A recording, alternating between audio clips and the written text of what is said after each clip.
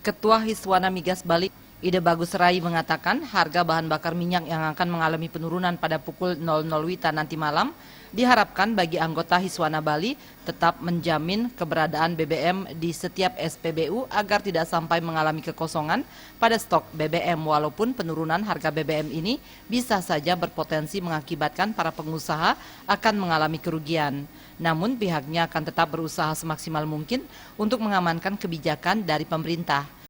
Sesuai dengan surat edaran yang telah disampaikan, dan kita berusaha menjamin ya keberadaan BBM di setiap SPBU.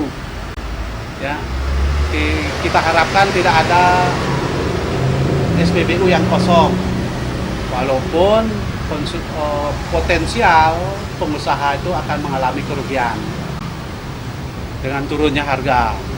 Mengenai kerugian kan itu sudah pasti rugi ya, tetapi semua pengusaha ya pengusaha sudah biasalah hitung-hitungan ya. Kita antisipasi dengan mengurangi stok ya. Buffer stok yang biasanya siap untuk 1 hari mungkin kita kurangi menjadi setengah hari. Jadi justru dengan adanya naik turun ini ya pengusaha SPBU khususnya di anggota Hiswana menjadi sama perilakunya dengan komoditas yang lain, seperti umpamanya sembako, itu kan fluktuasinya juga tinggi ya. Sekarang minyak fluktuasinya tinggi, jadi kita dilatih untuk biasa berperilaku sebagai seorang pengusaha.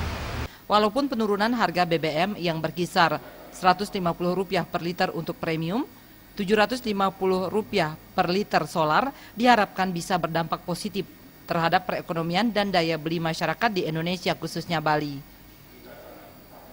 Genia dan Indra Wijaya, Bali TV.